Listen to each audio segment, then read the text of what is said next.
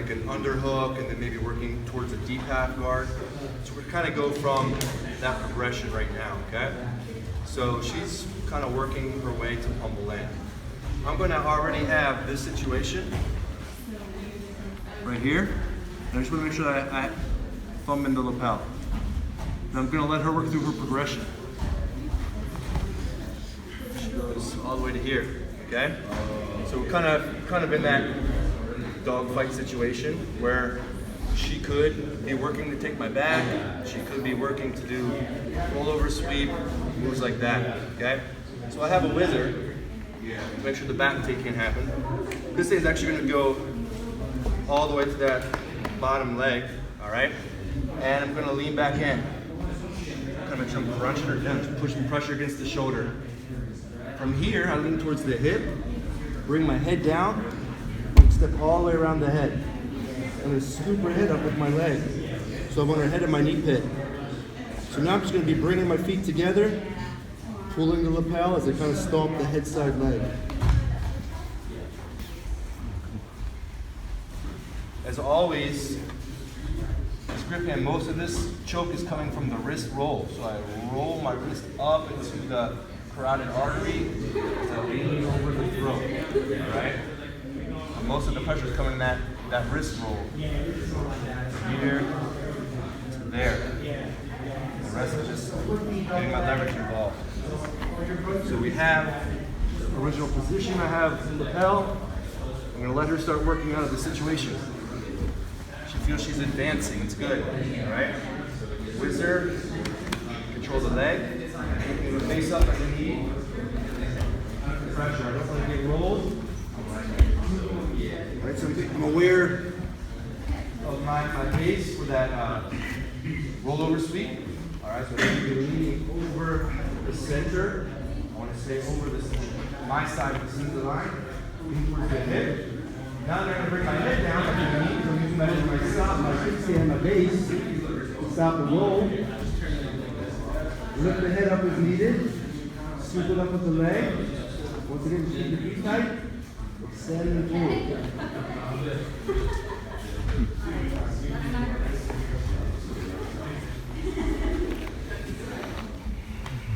So I get my thumb in lapel grip. She's working to create space, working to close that gap back off. Over under.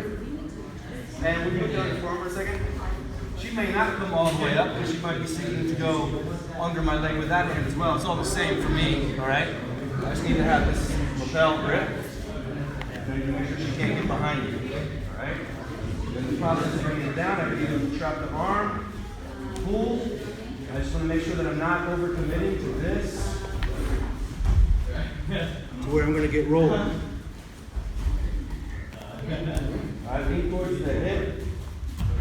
More when you do it, it'll keep yourself centered. Now use your head as a base. Step over the head. Pull the lapel to lift the head up.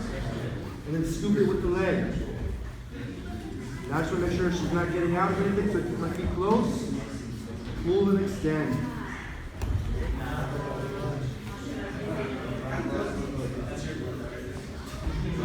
Lock the back take, control the leg, lean in.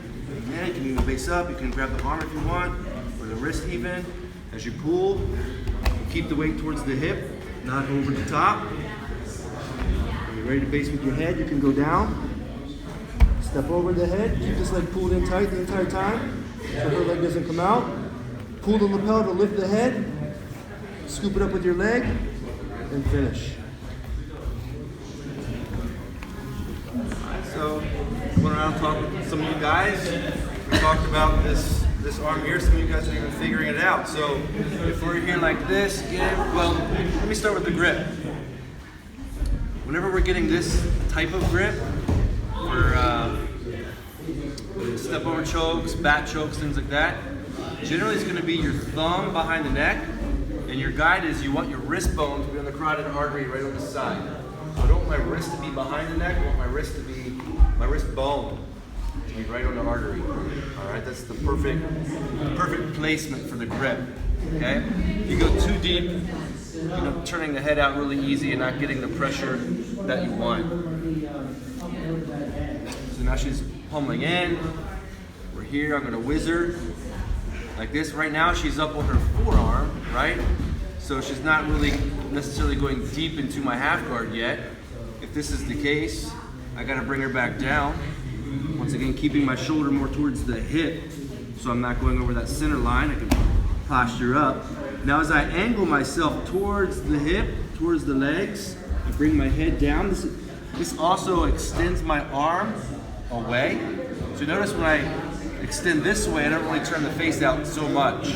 Whereas if I go this way, I do, right? So I'm pulsing away like that. That's cutting that forearm in deeper. Now we step, put the head down, scoop and pull. And now we have a pretty good setup going. I could be here, and I could take this arm out as well, and base on the outside. From here, it's the same thing, however, I still want to post this way as I come around and step and hook. All right, I could also be up high, but I kind of lose a lot of my connectiveness, all right, to the body. I allow for more movement if I'm up too high. And that's why we like the head on the ground. Everything here is very connected and tight so that she has no wiggle room. So any of those ways are good. So now guys, this is going to change your top half guard at this point, all right? This is the lockdown position. So she gets me in a lockdown. It's gonna be a very difficult thing to get out of, right? Like you're here, you're trying to like get it out, toe walk. It can be very frustrating to deal with the lockdown position because that's what it is. It locks you down, all right? So if we're here, we're in the lockdown position. I'm gonna get my grip. I'm just gonna use it to push back. Push myself back. Go to the hip, start to push myself back. We're working to a situation like this. Alright? 2 hands gonna go to the ribs or the hips. And slowly with your partners, you guys, but I'm gonna pop my knee up. Like that. Alright, and now keeping pressure down on the hip, I'm gonna base and extend my leg. Right, so she's basically calf slicing herself in this situation. And she's stuck because she's locked down.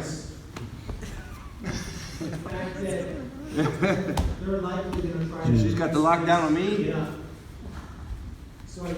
Whenever I'm in a lockdown, I'm not worried about passing at all. I'm going to go for the submission. All right. So again, I just want to create some space. Create a post to push off of. It's going to be hard to go to my knee, so I go to this leg first. All right. Now I'm going to pop this knee up. Like that. Once we got the knee up, I'm going to start the base out and extend my leg. As I extend the leg, I'm pushing down on the hips. So I was just telling Veronica, next class, Monday, Tuesday. It's a really easy move. It is a move that you have to be cautious and careful with when you're doing it to your partners. You wouldn't want to jump up too fast and crank this baby up real quick. You got to take your time and be nice. They are kind of locked up. If they're not in class tonight, they're not going to have any idea what's going on, right? So be careful. All right, guys, so let's go ahead and... She's got the lockdown. I'm frustrated trying to get my leg out. I'm going to create some space first. And let's just have the guillotine show only Work my way up.